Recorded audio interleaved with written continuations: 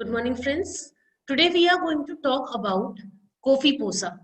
COFIPOSA as in Conservation of Foreign Exchange and Prevention of Smuggling Activities Act of 1974. COFIPOSA is a socio-economic legislation derived from the concept of or based on the concept of preventive detention. It empowers the executive to basically arrest a person or detain a person or merely on the apprehension of that person being involved in any smuggling activity. See, it's a very simple thing. बहुत basic सी एक चीज समझो.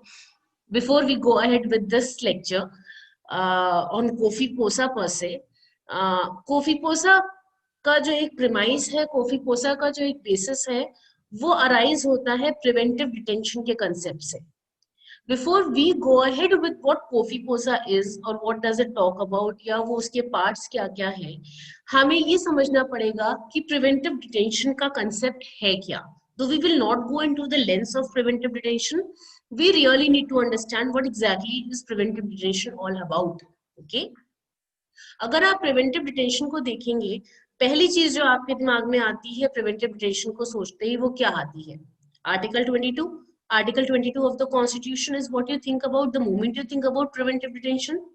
Article 22 आपसे क्या बात करता है कि a person can be detained as a preventive measure, basically preventive detention की बात करता है, और उसी से रिलेटेड कुछ ग्राउंड्स को, कुछ लिमिटेशंस को, कुछ एस्पेक्ट्स को ले डाउन करता है.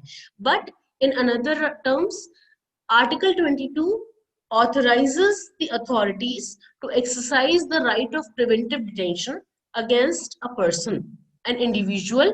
And if you will look at the concept of preventive detention, while Article 22 authorizes, empowers, or gives you a concept of preventive detention, it is various legislations which have incorporated this concept and given rise to the whole power of preventive detention, or have empowered various executive authorities to exercise the right of preventive detention.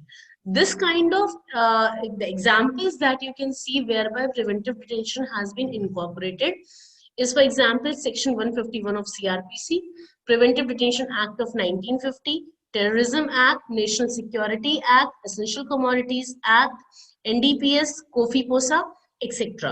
तो ऐसे कई legislations हैं जिनमें जहां article 22 ने एक power की बात करी है, इन लेजिस्लेशंस ने उस पावर को अपने अंदर सम्मिलित कर लिया है या इनकॉर्पोरेट कर लिया है, और एग्जीक्यूटिव को article 22 read with those respective legislations empower कर दिया है to exercise, to carry out preventive detention without being held guilty of wrongful restraint.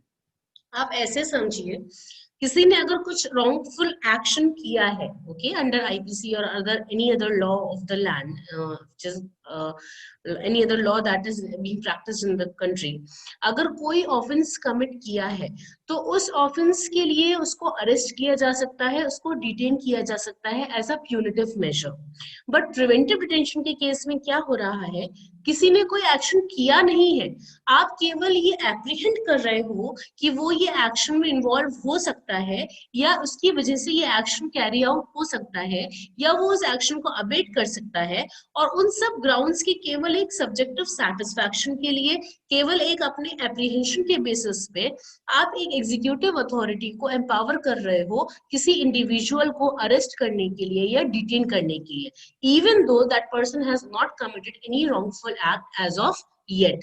If you look at it from the general perspective, you will understand this, that when you apprehend a person without him having committed anything that is wrong, any wrongful action, you may be guilty of, or you may likely to become guilty of wrongful confinement. So preventive detention is nothing but an exception whereby executive authority, even though is detaining a person on the mere apprehension, is not guilty of any wrongful confinement. So what we really need to understand is that preventive detention as a power itself has to be used very sparingly. बहुत कम जगह use की जानी चाहिए, और in fact जिन cases में उसको use किया जा रहा है वो बहुत ही ज्यादा कॉम्प्लिकेटेड, बहुत ही ज्यादा सीरियस ऑफेंसेस हो सकते हैं जिनके केस में उसको एक्सरसाइज किया जा रहा है, जहां ऑफेंस तो कमिट नहीं हुआ है बट मेयर लाइवलीहुड पे आप सामने वाले को डिटेन कर रहे हो। Now when you think about preventive detention, the term preventive detention, पहली चीज आपके दिमाग में क्या आती है? आर्टिकल 22। हमें सबको पता है आर्टिकल 22 में प्रिवेंटिव डिटेंशन की बात करी गई है। I am going to share a document with you. It is basically talking about, in actual, it is just a summarized version, a chart version of what exactly Article 22 talks about. Okay, just give me a minute, please.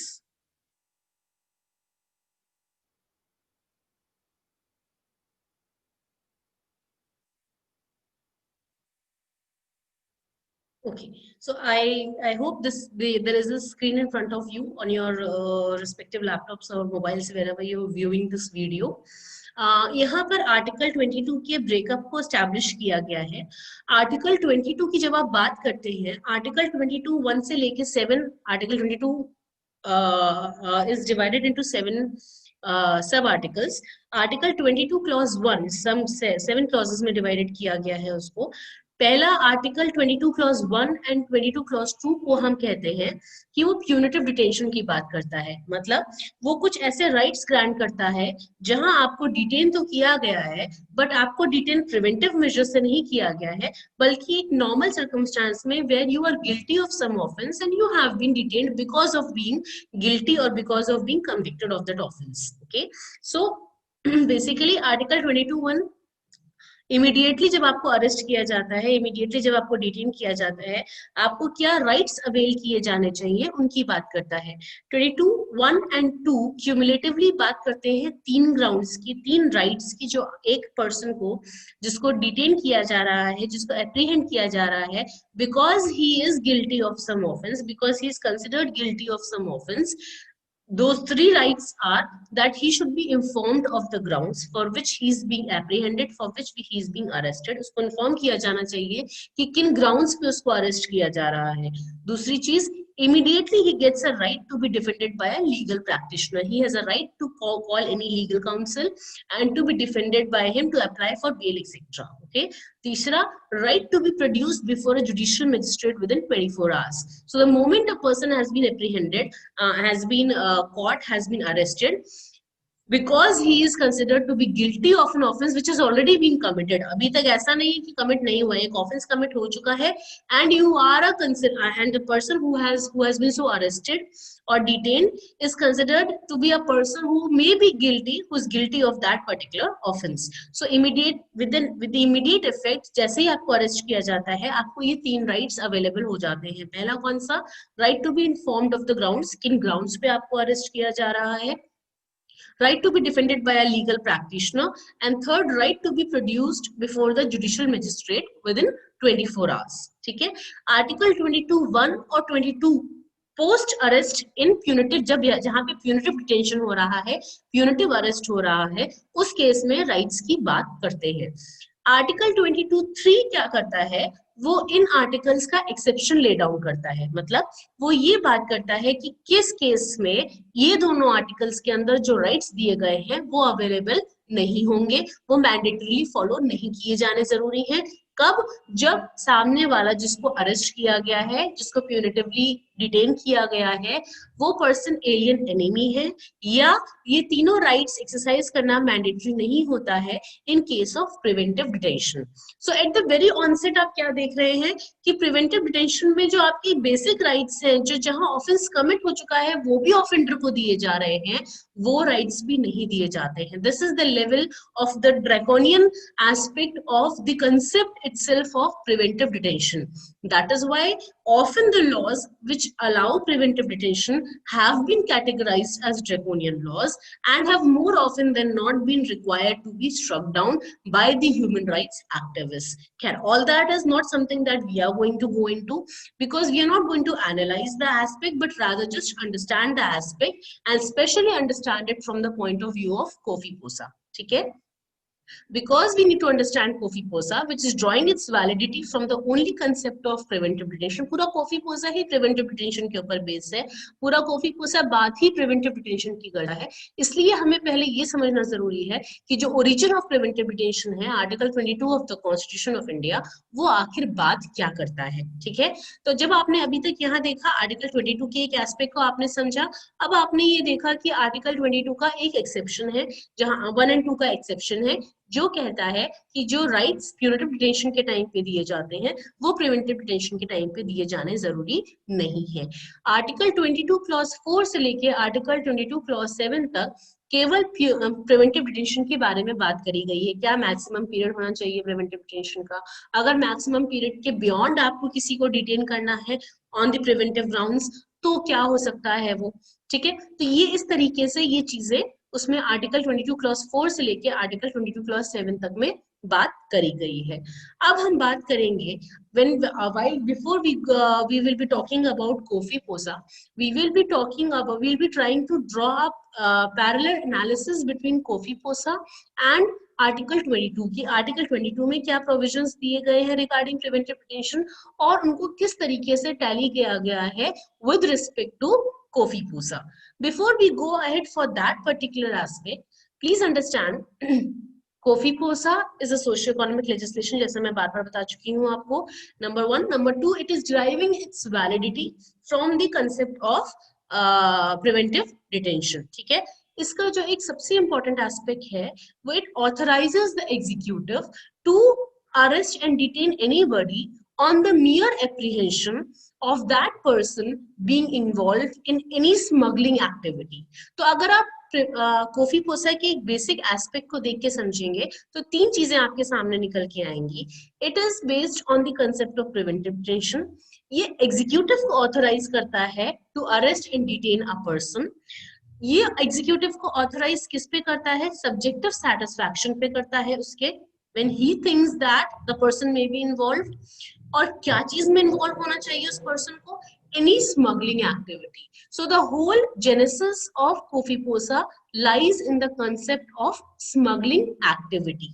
ठीक है, जब भी किसी executive official को लगता है कि कोई पर्सन स्मगलिंग एक्टिविटी में इन्वॉल्व है वो प्रिवेंटिव डिटेंशन को ऑर्डर दे सकता है. ठीक है, now before we go ahead I would like to discuss with you section 3 of COFIPOSA. Even before I go to this, just a small summarized version of what COFIPOSA provisions consist of. COFIPOSA के act को अगर आप देखेंगे खोल के, COFIPOSA का एक बहुत छोटा सा एक्ट है, केवल 14 सेक्शंस का एक्ट है वो. उस 14 सेक्शंस में मेनली दो चीजों की बात करी गई है. प्रिवेंटिव डिटेंशन कब किया जा सकता है, कौन कर सकता है, कैसे कर सकता है, कब वो वैलिड होगा, कब वो इनवैलिड होगा, इन सब चीजों की बात करी गई है. और फिर एक एडवाइजरी बोर्ड को स्टैब्लिश करने की बात करी गई है. हाँ, एडवाइजरी बोर्ड क्या है, कहाँ से एडवाइजरी बोर्ड को स्टैब्लिश करने का ऑथराइजेशन मिलता है, कहाँ से लेजिस्लेटिव ऑथराइजेशन मिलता है, और यहाँ पर जो COFIPOSA के अंदर एडवाइजरी बोर्ड स्टैब्लिश हो रहा है उसकी क्या रिक्वायरमेंट्स है, क्या पावर्स है, क्या वो कर सकता है, क्या वो नहीं कर सकता है, ये सब हम आगे अभी डिटेल में देखेंगे. But just for the quick overview, COFIPOSA is a small legislation which is divided into 14 sections. Primarily, these sections can be classified as consisting of the provisions relating to preventive detention and the provisions relating to advisory board. ठीक है, इतना I hope मेरी कि आपकी समझ में आ रहा होगा.